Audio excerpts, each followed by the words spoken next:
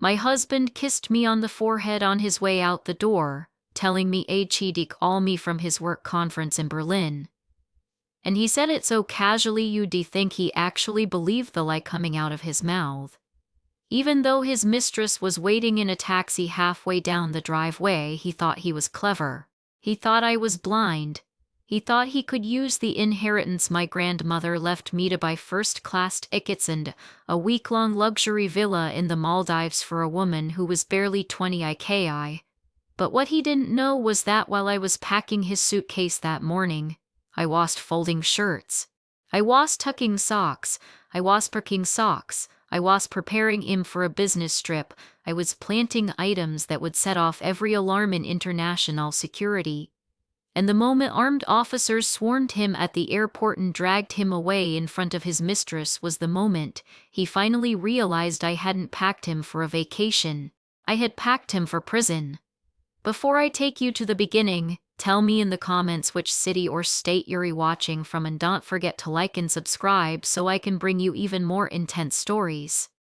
You need to understand something before I tell you how all of this exploded. I was born spiteful. I was someone who hunted for revenge or kept notebooks full of people who wronged me. I was the opposite. For 7 years, I bent myself into shapes no human should bend into just to keep my marriage alive. I paid bills, I supported dreams, I swallowed insults. And I convinced myself I was building a future with a man who appreciated me. That illusion died the night I smelled vanilla perfume on his neck. When I met Mark, he was a broke law student with literal holes in his shoes. And I don't say literal dramatically, I mean actual holes. You could see his socks. He joked about it. Said he'd fix them when he made it big. I found it charming. I thought it meant he was humble. So I paid for his textbooks. I paid for his interviews. I worked 2 jobs. One in a diner, one in a library while he studied and talked about changing the world. Then 3 years ago, my grandmother passed away and left me everything she had. It wasn't billionaire money, but it was life minus changing. Enough to buy a house outright. Enough to open a business. Enough to give a young couple like us a real shot. I made the fatal mistake of trusting my husband. I put the entire inheritance into a joint account because I believed we were a team. I used that money to fund his law firm. Not my dreams. His. But that was the exact moment the man I married began to disappear. Because you don't truly know who someone is until you give them power. The humble, grateful student I supported for years slowly transformed into a man who cared more about his reflection than my feelings. He started buying designer suits that cost more than the rent we once struggled to pay. He began talking down to me in the house I paid for. He stopped asking about my day. He stopped seeing me at all. It was like I had become invisible, just another appliance in the kitchen, reliable, quiet, always on. But I stayed. Because I honored my vows. Because I believed stress changes people. Because I believed love fixes things. I was wrong. About 6 months ago, the behavior shifts began, subtle at first, then obvious. Mark became obsessed with his phone. It never left his hand. If it buzzed, he jumped. If I walked behind him, he tilted the screen away. If he got a call, he walked outside and whispered through the whole thing. I asked him once, just once, why he was acting so strange. And he snapped. Helen, I'm running a firm. I have confidential clients. Stop being insecure. You're acting crazy. That became his favorite word. Every time he felt guilty, every time he wanted to shut me up, he threw that word at me like a dart. And here's the thing about gaslighting. You don't notice it's happening until you're already drowning in it. He made me doubt my own instincts. He made me wonder if I really was paranoid. I even Googled therapists at one point because I genuinely thought something might be wrong with me. Then came the night that proved nothing was wrong with me, something was wrong with him. It was a rainy Tuesday. Mark came home late. He said he was at a cigar lounge with a client. But the second he walked past me, I smelled it. Vanilla. Not cigar smoke. Not stress. Vanilla perfume. Sweet. Smothering. I froze. He didn't notice. Or maybe he noticed and didn't care. He just went upstairs to shower like he always did when he came home late. That night he made a mistake so stupid, so sloppy. It still shocks me. He left his iPad on the kitchen counter. Not locked in his briefcase. Not buried in his office drawer. Just sitting there. Face down. Buzzing occasionally. I wasn't looking for anything. I wasn't snooping. I was wiping down the counters when the screen lit up. A calendar notification. A sensed event. A flashing reminder that might as well have been the universe screaming LOOK. It said, flight confirmation. Departure Thursday. Sorrow 800 hours. First class. Passengers Mark DeVos and Sarah Miller. Sarah. His 20-to-year-old assistant. The girl he once introduced to me as like a little sister. I stood there staring at the screen until it went dark again. And something inside me, something quiet, something soft snapped clean in half. He was just cheating. He was just lying. He was just taking another woman on a $10,000 tropical vacation. He was using my inheritance to fund it. My grandmother's money. My 2 jobs worth of sacrifice. My future. He was literally using my love to betray me. The shower turned off upstairs. I had 10 seconds to decide between 2 paths. Option 1, storm up there. Throw the iPad in his face. Scream until my throat burned. Option 2, pretend I knew nothing. Let him think he had already won. And quietly plan the end of his entire life. Guess which option I chose. By the time he came down in his robe, I was slicing lemons for his tea like nothing was wrong. He checked the iPad casually. Didn't notice a thing. Then he looked at me and said the single most insulting lie anyone has ever told me. Honey, something came up at the firm. I have to fly to Berlin on Thursday morning. Emergency merger meeting. Berlin. He looked me straight in the eyes and lied without flinching. I smiled back. I asked about the meeting. I rubbed his arm. I played my role. And that night, while he snored beside me, I slipped out of bed like a ghost and opened his laptop. Password. His birthday. Arrogance makes people sloppy. I found the Maldives tickets again. I found the romantic hotel confirmation, a water villa, private dinners. All minus inclusive. But then I found something worse. A bank transfer. Not to a hotel. Not to a business. A Sarah Miller rent assistance. $5,000. He was paying her rent. With my money. And then I found it, the smoking gun that changed everything. 2 years ago, Mark forged my signature and emptied a separate investment account my grandmother had left me. $60,000. That was the moment my sadness died and something sharper took its place. I didn't want to leave him. I didn't want to scream at him. I didn't want to divorce him. I wanted to dismantle him. Piece by piece. Lie by lie. By dawn, I had a plan so precise it scared even me. And the key to that plan? His suitcase. He asked me the next morning if I would pack it for him. He said he was too busy. He smiled when he said it. Of course I said yes. I packed exactly what he asked for. His heavy coat because Berlin is freezing. His wool socks. His nice shirts. His perfectly folded outfits. But then I added my own items. The $80,000 diamond necklace I would report as missing.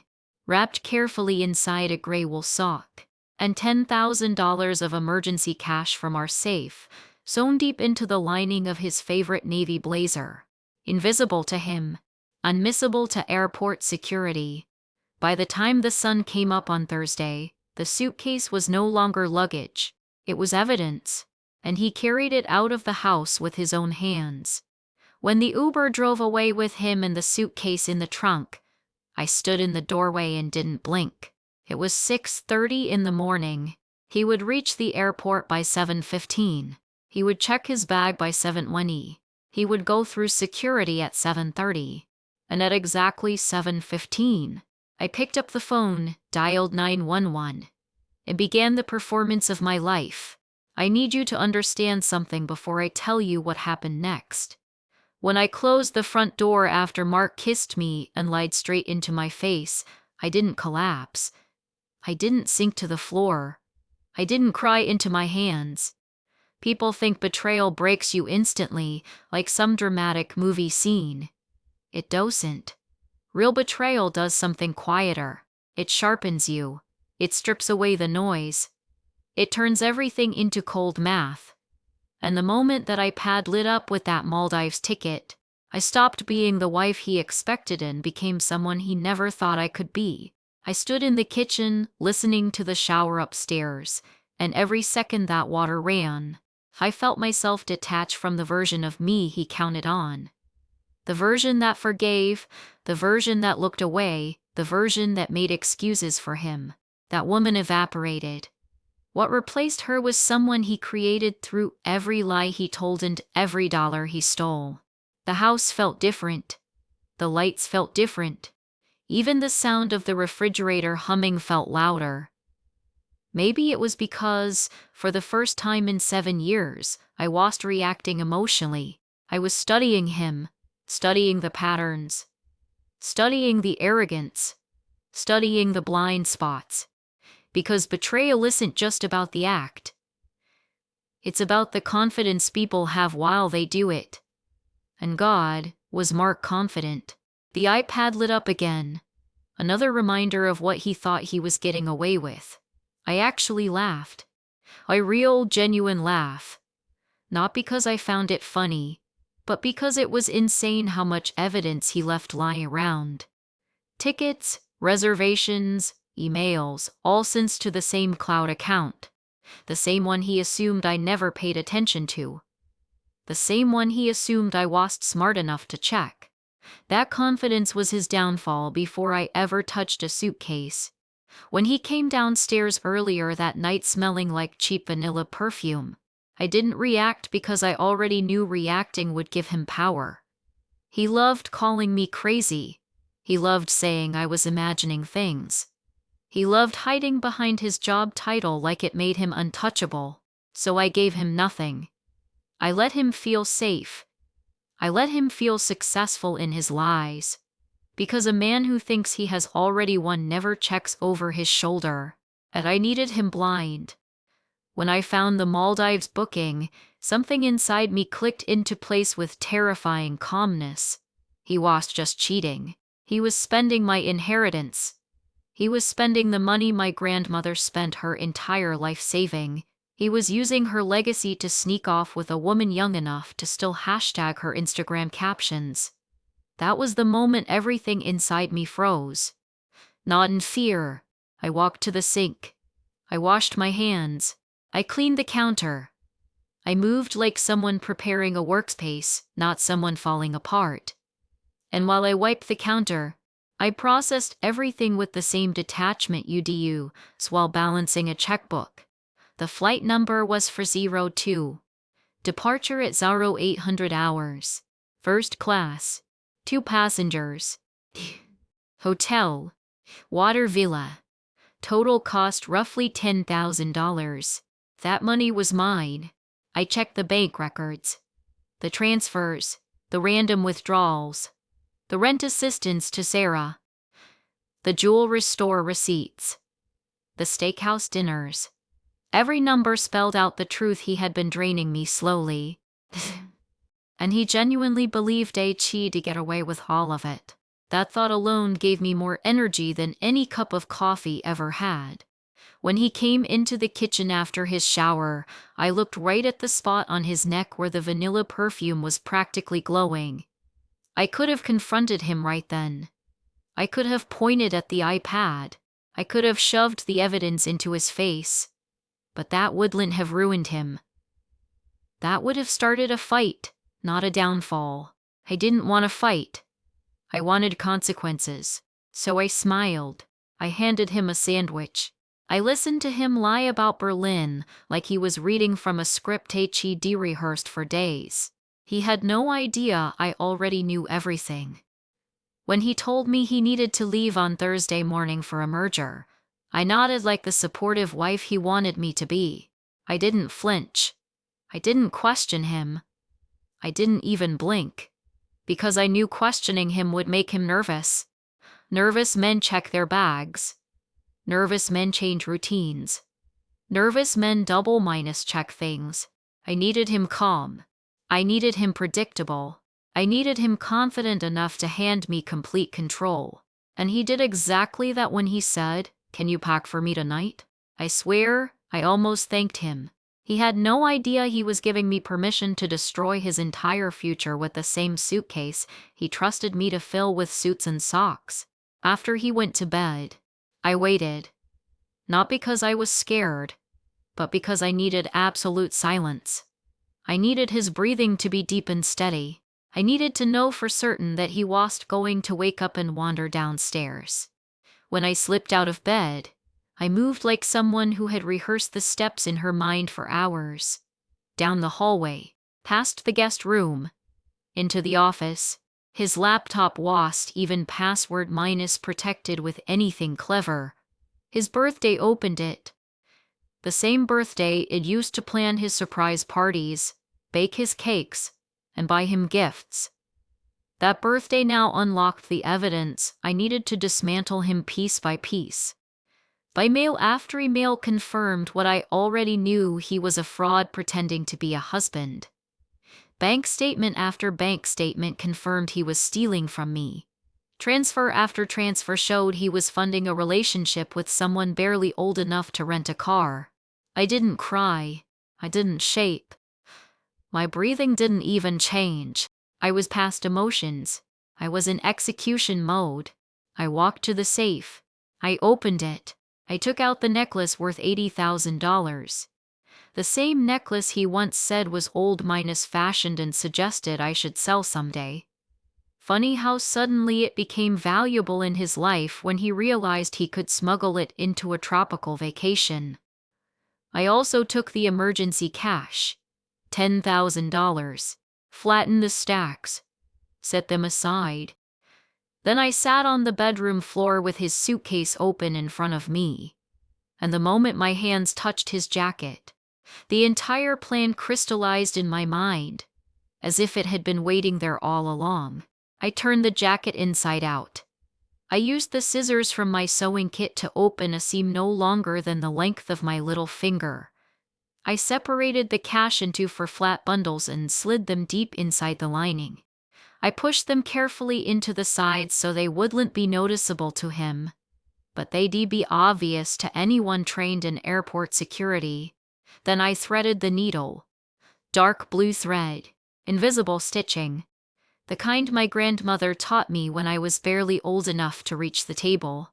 Every stitch felt like a recalibration of my spine. I stitched away the lies. I stitched away the humiliation. I stitched away the 7 years I lost to a man who thought I wouldn't fight back. By the time I tied the final knot, the jacket looked untouched. He'd never notice a thing. It took me almost an hour to get the lining perfect again. Not because it was hard, but because it needed to be flawless. The difference between sloppy revenge and perfect revenge is patience. Then came the necklace. I pushed it deep into one of his wool socks. The same socks he asked me to pack because Berlin is freezing. I rolled the sock tight, making sure the necklace was wrapped in tissue so it wouldn't rattle, and buried it under his shirts. I packed everything exactly how he liked it. Neat. Color minus code. Folded in thirds. I mimicked the routine so perfectly that he would never think twice. When I zipped the bag shut, it felt like closing the lid on a coffin he built for himself. I placed the suitcase by the door. I washed my hands again, like a surgeon finishing a procedure. Then I went back to bed and lay beside him, listening to him breathe like a man who believed tomorrow was going to be the beginning of a romantic island escape. He had no idea it was going to be the end of everything. When morning came, I played the same part he'd played for years. Sweet. Calm. I handed him coffee. I complimented his jacket. I didn't react when he said it felt a little tight. That tightness was $10,000 of concealed evidence pressing against his ribs. And he shrugged it off like it was nothing. That right there told me everything. He didn't deserve mercy. When the Uber arrived, he kissed me on the cheek and walked out carrying a suitcase packed with consequences. No second thoughts. No regret.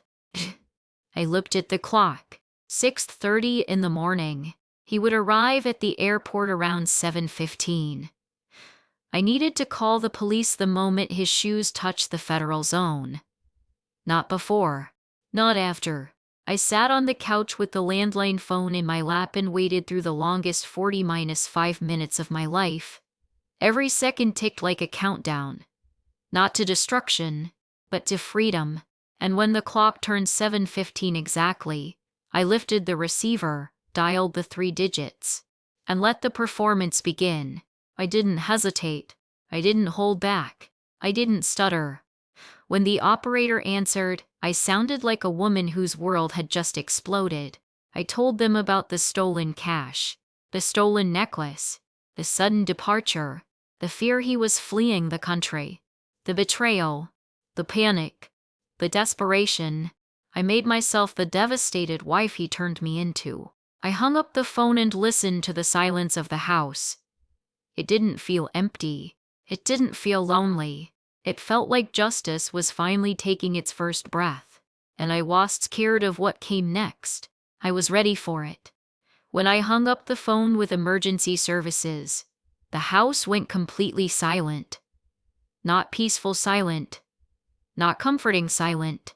The kind of silence that feels like the entire world is holding its breath. I sat there with the phone still in my hand, staring at the clock above the stove. It had been exactly 3 breaths since I ended the call. 3 seconds between who I used to be and who I had just become. Then I heard its sirens. Not close enough to be at my door yet, but close enough to confirm that everything I had set in motion was now moving without me. That's the strange thing about revenge, you only get to control the beginning. Once the train starts rolling, you're no longer the conductor. You're just the one who paid for the ticket. I stood up slowly, feeling this strange lightness in my chest. Like the weight I'd been carrying for 7 years had evaporated in the time it took to dial 3 numbers. I walked to the mirror and looked at myself. My eyes were red from rubbing them earlier to look distressed. But I didn't look broken. I didn't look fragile. I looked awake. Fully awake for the first time in years. It almost scared me how calm I was. And then the doorbell rang. 2 officers stood outside. One older, one younger. Both of them wearing that expression cops get when they think they're walking into a domestic disaster. I let them in without saying much, my voice purposely shaking, my hands purposely unsteady. They wrote notes. They asked questions. I gave the same story I rehearsed during the longest 40-5 minutes of my life.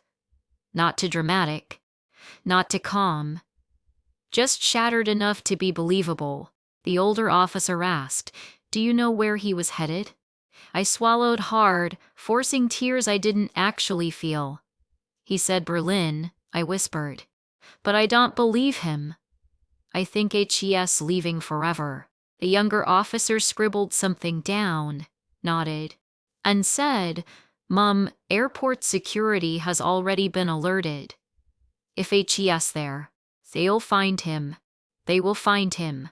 That sentence rang inside my head like a bell. I thanked them with a shaky breath. And they left.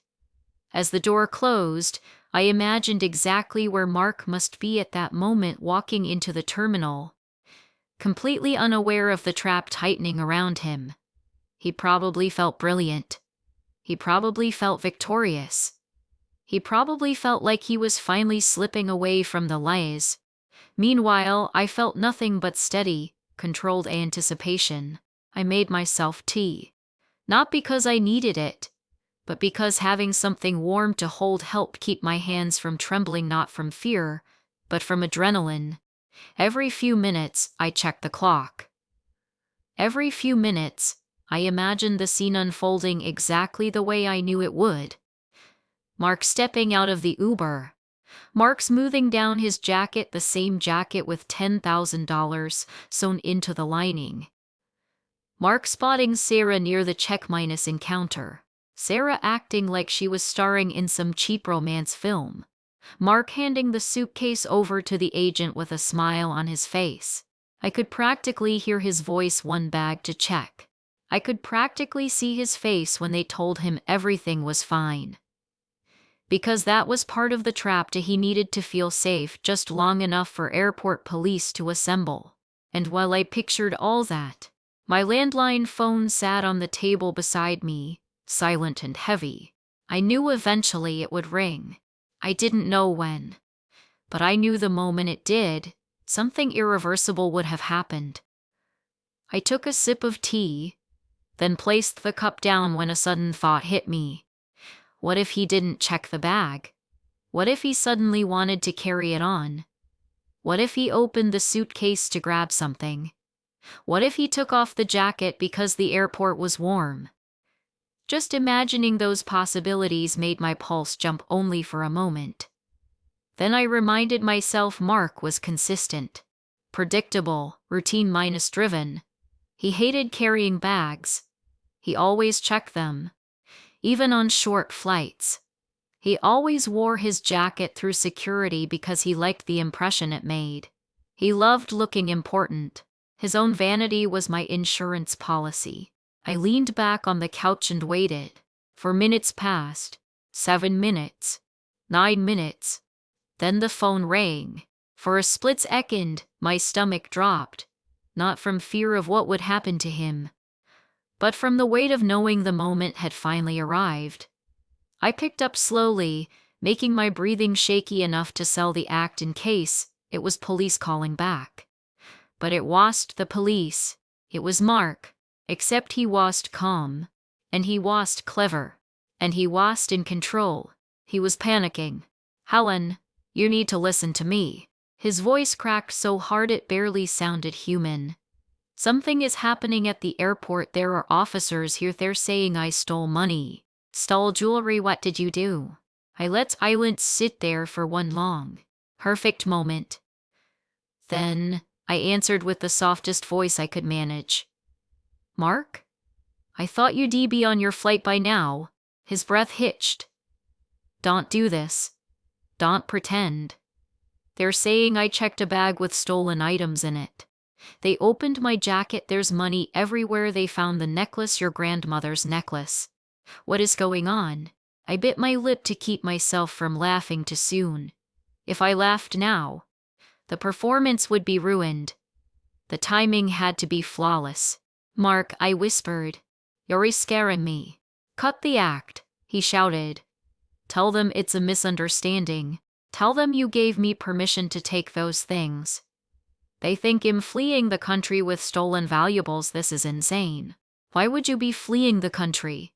I asked quietly. "I wasn't," he yelled. "I was going to Berlin." I let the silence stretch. Then I said the words I knew would break him. I saw the iPad. The phone went silent. Not a breath. Not a sound. Not even a swallow. Finally, his voice came back, but it wasn't shouting anymore. It was small. "Helen, please don't do this." I saw the Maldives flight. I continued. "I saw the room you booked. I saw the dinner package. I saw the passenger list. I saw everything." Another silence. Then a strangled, "I can explain." There it was. The line every guilty person clings to. "No. You can't." I heard movement behind him, voices, footsteps. A metallic clink like handcuffs touching a table. Then an officer's voice in the background, "Sir, wrap up your call. Mark broke. Helen, please, I'm begging you. You don't know what they're going to do to me." "Oh, I know exactly what they're going to do," I said, "because I told them." He inhaled sharply, like someone punched the air out of him. He whispered. "Yes," I answered. "Helen." The desperation in his voice cracked something so deep inside him that for a moment he sounded like a child lost in a supermarket. "Please. Please and do this. I'll pay you back. I'll leave her. I'll fix everything. You already fixed everything, Mark," I said calmly. "When you walked out the door with that suitcase." He let out a guttural sound, somewhere between a sob and a scream. I lowered my voice, and I hung up. The moment I pressed the receiver down, it felt like a door slammed shut behind me. I stood there for several seconds with my hands still resting on the phone, letting the finality settle in.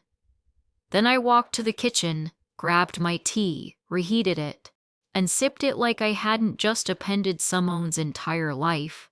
Not someone, a man who made me into a backup plan.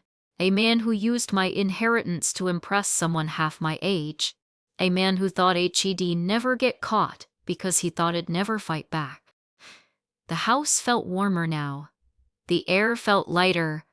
The walls didn't feel like they were suffocating me anymore. And then my phone buzzed again. This time it wasn't Mark.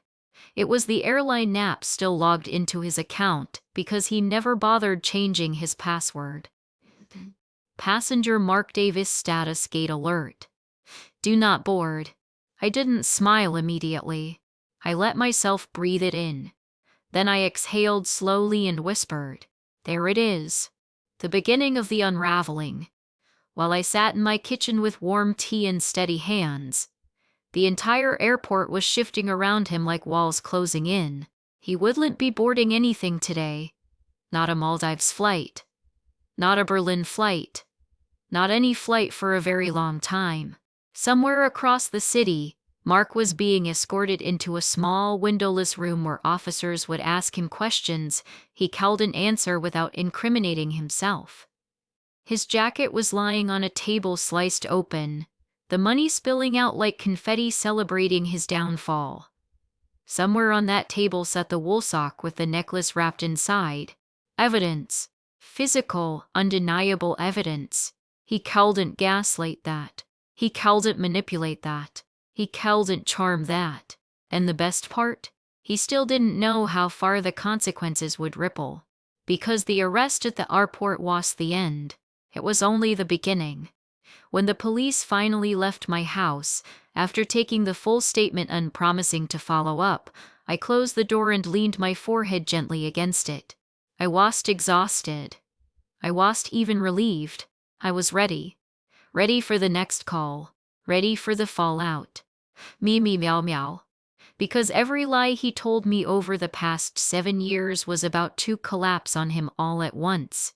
And unlike me, Mark never learned how to survive under pressure. He only learned how to hide. But there was nowhere left to hide now. If you've ever wondered what happens after someone is arrested at an airport, let me tell you something most people don't realize: the airport is not the worst part. The worst part comes later, after the shock wears off and reality starts tightening around your neck, like a rope you didn't even know was attached to you. And for Mark, reality tightened fast. I didn't see everything that happened next, but I didn't need to. I know him too well. I know how he reacts when he's cornered. And I know exactly what it looks like when the world finally stops letting him talk his way out of things. What I didn't know yet was that Sarah, his precious 20-to-year-old assistant, the girl he risked his marriage and reputation for, was about to turn on him faster than anyone he had ever trusted. But let me back up. After I hung up on him, the house was quiet again. The same silence as earlier, except this time it wasn't anticipation. It was satisfaction. Not triumph. Just a quiet, Steady confirmation that everything was unfolding exactly the way it needed to.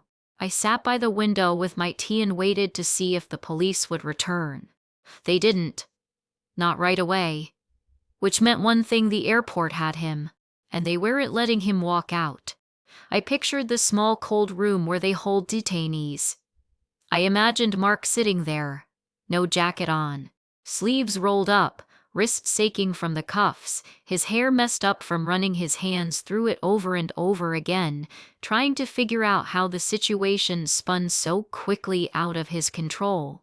And I knew that for the first time in his life, he didn't have a plan.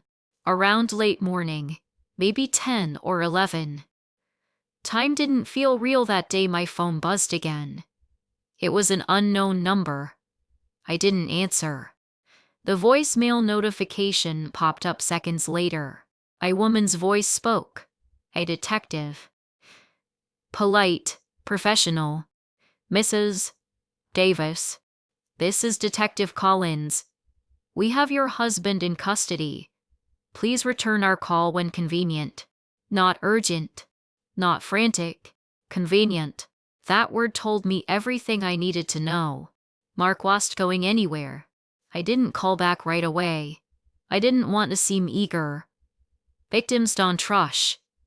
Victims take their time. Victims breathe slowly.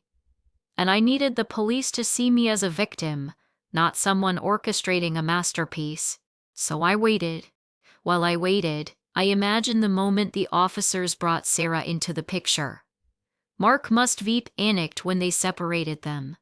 He probably called out to her. He probably begged her to tell the truth, or at least the version of the truth he needed her to repeat. But he miscalculated something huge. Sarah wasn't loyal. Sarah wasn't brave. Sarah wasn't smart. Sarah was 20-2. She was not going down for a man who called in even by her perfume better than something that smelled like melted vanilla minus sugar candles. She wanted the Maldives, not prison. She didn't love him. She loved the lifestyle he promised her. And when the police sat her down in a little room and told her she could either cooperate or be charged as an accessory to theft, I know exactly what happened next. She folded. Faster than he ever folded laundry. She confessed. She admitted the relationship. She admitted the affair. She admitted the trip. She probably blamed him for everything. She definitely cried. And she absolutely made herself look like a confused young woman manipulated by an older married man. And Mark? He was sitting alone in another room, thinking she'd stand by him. That's the difference between experience and delusion. Experience teaches you loyalty is expensive. Delusion wrecks you into thinking it's free. Around noon, maybe a bit later, the doorbell rang again. Same to officers as before. They stepped inside with a different posture, this time less cautious, more formal. Mrs. Davis, the older one said, "Your husband is being charged. We'll need you to sign a few statements and provide some documentation for the investigation." I nodded, let my voice tremble on cue, and followed them into the dining room where they laid out paperwork I had already mentally prepared for. I handed them the appraisal certificate for the necklace, the safe inventory, the list of cash, the bank statements that showed missing funds. Every document made my case stronger. Every signature pushed Mark further from the life he thought he was entitled to. When they left again, I didn't sit down. I didn't cry. I didn't even feel tired. I felt clear, sharp, focused, like the fog of 7 years had finally lifted. Meanwhile, across the city, Mark was learning one very important lesson. Lawyers make terrible clients. From what I later learned, the interrogation went exactly how I expected. They asked him where he was going. He said Berlin. They asked why his boarding pass was for a flight to the Maldives. He said it was a mistake. They asked why he had a necklace reported stolen that morning. He said he didn't know it was in his bag. They asked why $10,000 was sewn into his jacket. He said, "I can explain." Again with that line. He only used it when he had nothing. They asked why he was traveling with a young woman not listed in his emergency contact records. He said she was his assistant. They asked her the same question in a separate room. She told them she was his girlfriend. They asked her how long the relationship had been going on. She said almost 2 years. Mark denied it. Sarah insisted. Mark said she was lying. Sarah said she had screenshots. And I almost guarantee you her screenshots were real. Young women never delete evidence, especially when they're sleeping with someone they shouldn't. When the police showed Mark the printed messages she provided, the bottom dropped out of whatever defense strategy he was trying to build. Infidelity isn't illegal, but lying during an investigation is the fastest way to make the police stop giving you any benefit of the doubt. By mid-afternoon, the detective called again. This time, I answered. She spoke in that firm, neutral tone detectives use when they already know the truth but want you to say your part for the record. Mrs. Davis, your husband has been formally charged. He is currently being transferred to the detention facility and will appear in front of a judge tomorrow morning. You will be contacted regarding restitution and property claims. I didn't say much. Just thank you and I understand. When I hung up, I finally exhaled, not in relief, and release. Release of every moment he made me doubt myself. Release of every time he called me insecure. Release of every lie, every secret, every stolen dollar. But I knew one thing wasn't over yet. His law firm. The moment they found out, the real avalanche would start, and it started sooner than I expected. Around maybe 3 or 4 that afternoon, my phone buzzed again. It was a number I recognized immediately, the firm's main office. I let it ring twice, then answered softly. Hello? A voice I knew well. His managing partner cleared his throat. Helen, I'm so sorry to bother you. I just received a call from authorities. I didn't speak. I let him fill the silence. People will always reveal more when you don't interrupt. We had no idea any of this was happening, he continued. We're shocked. Truly shocked. Is it true? The theft? Incident at the airport? My voice cracked the way I practiced. He let out a long, heavy breath. The kind people make when they realize their expensive problem is about to become a public scandal. Helen, we're going to have to suspend him immediately while this is investigated. I wanted you to hear it from us before the press does. The press. There it was. The next domino. I thanked him, played the devastated spouse, and hung up. Then I set my phone on the counter and waited. It didn't take long. By early evening, local news outlets started posting headlines online. Local attorney arrested at airport carrying stolen jewelry and cash. They didn't mention my name. They didn't need to. Everyone who knew us would know. And the comment section. Let's just say people love seeing a wealthy lawyer fall. It's entertainment to them. It's therapy to others. And Mark, he couldn't see any of it. He was sitting in a holding cell with no access to the outside world. No phone. No internet. No Sarah. No firm. Nothing but the 4 walls closing in around him. I slept better that night than I had in years. The next morning, I woke up early, maybe 6. I made coffee.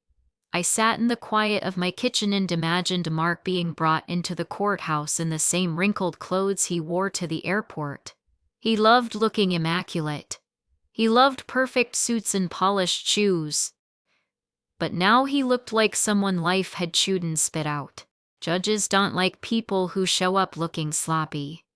Especially lawyers who know better. He appeared for his bail hearing around 9. I didn't go, I wasn't required, but one of the officers later told me how it went. The judge took one look at the charges. The evidence, the flight risk concerns, and the attempted international departure and set bail higher than he ever expected. He didn't have the money, especially not with his accounts frozen pending investigation. He wasn't going home. Not that day. Not any day soon. While he sat behind bars, his firm quietly removed his name from their website. They deleted his bio. They put out a cold statement saying he had been suspended indefinitely. His life unraveled in under 20 minus 4 hours. And I didn't lift a finger after the call to emergency services. That's the thing about revenge that people never talk about. The hardest part isn't the planning. The hardest part isn't the execution. The hardest part is stopping yourself from picking up the pieces afterward. Because once the avalanche starts, it destroys everything in its path without help. But there was still one person left who hadn't faced consequences yet. Sarah. And she wasn't hiding for long. Late that afternoon, my phone pinged a message request from an unfamiliar account. I opened it expecting a scam or spam. It was her. "I'm so sorry," she wrote. "I didn't know he was married. He told me you were separated. He told me you weren't stable. Please don't hate me. Can we talk?" I stared at the screen for a long time. She didn't deserve kindness, but she didn't deserve a novel either, so I typed 2 words. "Whoa sucks." Then I blocked her. Not out of spite. Out of closure. She was part of the destruction. Not part of the rebuilding. What I didn't expect, though, was what arrived in the mail the next morning. An envelope addressed to Mark. No sender listed. Priority mail. Curiosity got the better of me. I opened it. Inside was a notice from the airline stating that because Mark attempted to board an international flight with undeclared valuables and was detained for security violations, he had been permanently banned from all future flights with that airline. The same airline he used for every business trip. The same airline he bragged about having elite status with. The same airline he used to impress clients. Banned. For life. The irony tasted sweeter than any revenge I had planned myself. And while he sat in his cell, unaware of every consequence piling up like debris at the bottom of a cliff, I stood in my kitchen holding that letter and finally let myself smile without restraint. Because the collapse of his life wasn't the best part. The best part was knowing I hadn't even told him yet. And the moment he finds out, that will be an entirely new ending. One he earned, one he built, one he packed into his own suitcase. By the time the airline letter arrived, the chaos around Mark's life had already started spreading like a stain he couldn't scrub out. I stood in my kitchen with that lifetime ban notice in my hand and realized something I had never admitted to myself before. I wasn't angry anymore. I wasn't even hurt. I was free. There's a moment in every revenge story where the victim realizes they've crossed over into a new life. And that morning, holding the consequences of his choices printed neatly on airline letterhead, that was my moment. I set the letter down on the counter and realized the house felt different again. Not heavier. Lighter. Almost empty, but in a good way. The kind of empty you feel after cleaning out an overstuffed closet, like you finally made space to breathe. While I sipped my coffee, my phone buzzed with a text from a number I didn't recognize. I almost didn't open it. But curiosity is a strange thing. It was from a reporter. "Mrs. Davis, we're doing a piece on your husband's arrest. Would you like to comment?" I didn't respond. I didn't need to. The story was telling itself perfectly fine without me narrating from the sidelines. Around midday, I got another call. This time from my lawyer. A real one. A good one. Not the cheap online consultation I used when Mark and I were younger. This was someone serious, someone who had represented women in situations far uglier than mine. He was sharp, calm, and had a voice that sounded like he'd been doing this for decades. "Helen, he said. "I reviewed everything you sent me. The bank transfers alone are enough to bury him legally. The forged signature. Even worse. The theft allegations. The police report. All of it builds a very strong case for you. And the divorce? Helen," he said with the kind of finality you only hear from people who know the law inside and out. "Your husband is about to lose everything. And you're about to keep everything he tried to take." I thanked him, ended the call, and felt something warm settle in my chest. Not joy, not spite, justice. Meanwhile, across town, Mark was still sitting in jail, waiting for anyone to help him. But nobody was coming. Not Sarah. Not the firm. Not his friends. Not the people he used to impress with expensive dinners and fancy suits. All he had was time. Time to think. Time to regret. Time to realize he had underestimated the one person he should never have crossed. Later that afternoon, the detective called again to update me. They had finished processing evidence. The necklace was officially logged as stolen property. The cash was counted and verified. The airline security report confirmed he had attempted to board a flight with undeclared valuables. Everything lined up exactly the way I planned. But then the detective said something I didn't expect. "Mrs. Davis, the young woman involved, Sarah, has submitted a written statement. She claims your husband told her you were separated and that he planned to move overseas permanently. She says she thought the items in the suitcase were his." I let out a soft breath. Of course she did. She also expressed fear, the detective continued carefully, about how your husband might react. I didn't say anything. I didn't need to. Fear was the only honest emotion Sarah ever had in this situation. The detective finished the call with administrative updates, court dates, and property recovery procedures. And while she talked, I realized something surprising. I didn't want revenge on Sarah anymore. She was 20-2. She had the emotional maturity of a houseplant. She followed the oldest mistake in the book, believing a married man who promised her the world while handing her nothing but lies. Mark created her. Mark used her.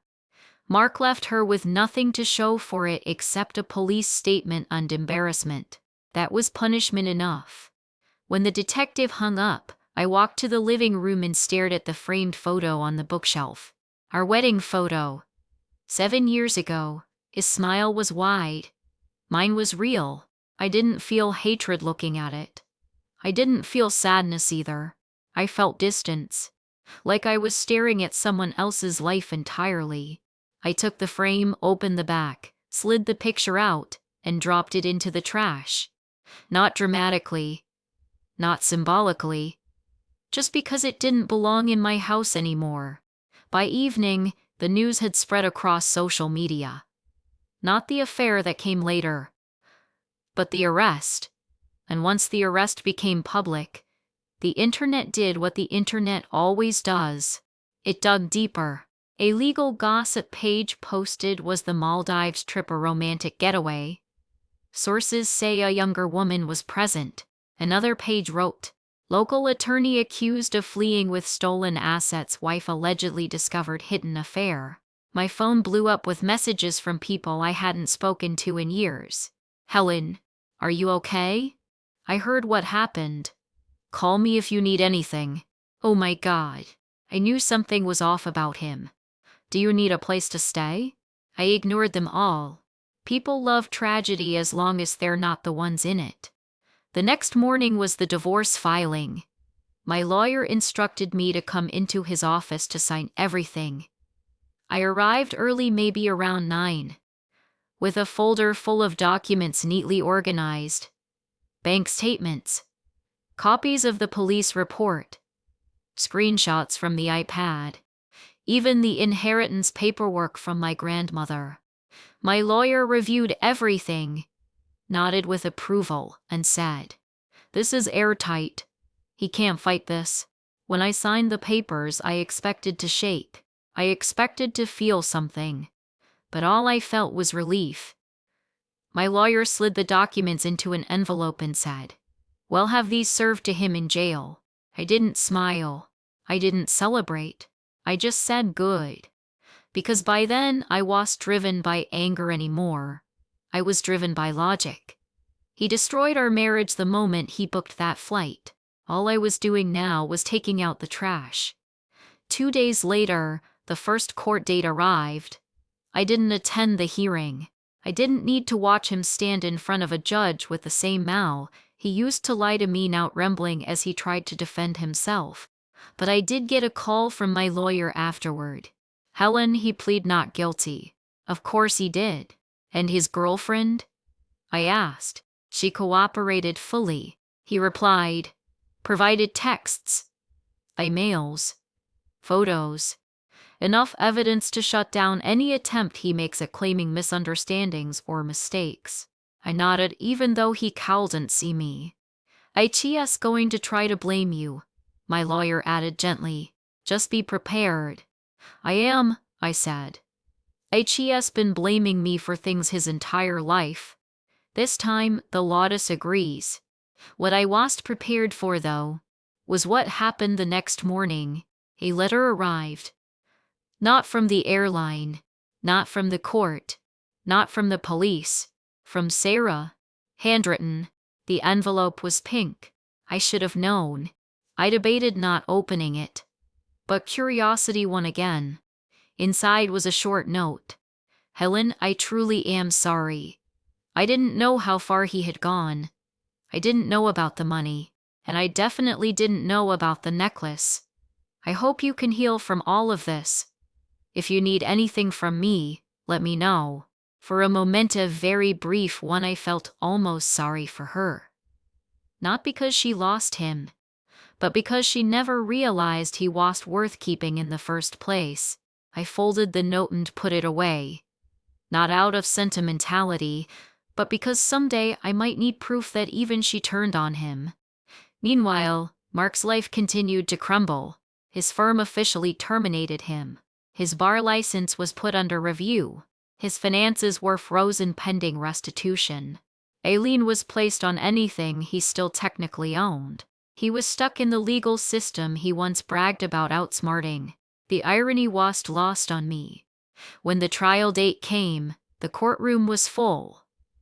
Not because people cared, but because people love watching someone fall from a height they never deserved to be on in the first place. I didn't attend the first day, or the second, or the third, but on the fourth, my lawyer said I should be present for certain testimony, specifically regarding the inheritance theft. So I went. I walked into that courtroom in a simple black dress. Calm, composed. Mark looked nothing like the man in our wedding photo. His hair was unkempt. His face was pale. His suit didn't fit. And his eyes, those arrogant, calculating eyes, looked dimmed. Thinner somehow. Like the weight of all his lies had finally hollowed him out. When he saw me, his mouth opened slightly. Not in anger. Not in hatred. In regret. Real, genuine regret. But regret isn't redemption. It's just recognition. When the prosecutor questioned him, he stumbled. He contradicted himself. He tried to paint himself as confused, panicked, manipulated. Then they played the audio of my 9-1-1 call. My shaking voice. My fear. My heartbreak. He lowered his head. Next came Sarah's testimony. She cried. She apologized. She admitted everything.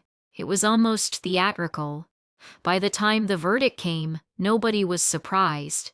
Guilty. Not of everything. This isn't a movie where the villain gets dragged away kicking and screaming. Real life is quieter. But he was found guilty of enough. Theft. Attempted international transport of undeclared valuables. Forgery. And violations related to misuse of marital assets. He didn't get prison. Not long minus term anyway. He got probation, a massive restitution order, 500 hours of community service, and disbarment permanent. He would never practice law again. When the judge asked if he had anything to say, Mark looked at me and whispered, "I'm sorry." And for the first time in a long time, I believed him. But belief isn't forgiveness. I walked out of that courtroom knowing something important. His punishment was the sentence. It was the loss, the humiliation, the collapse of the life he built on lies. And my freedom was revenge. It was recovery. 1 year later, my life doesn't look anything like it used to. I moved into a smaller house. I started my own design business. I rebuilt my savings. I rebuilt myself. Sometimes people ask if I hate him. I don't. Hatred is heavy. I'm done carrying heavy things. But I'll tell you what I do feel. Peace. The kind of peace that comes from knowing you walked through fire and didn't just survive, you came out with the matchbook in your hand. As for Mark, I saw him recently. He works at a coffee shop now. Not glamorous, not powerful, not respected. He wiped down a table, turned, and froze when he recognized me. I didn't say a word. I just placed a bill in his tip jar and walked away. A $20 bill. The same amount he once called petty cash.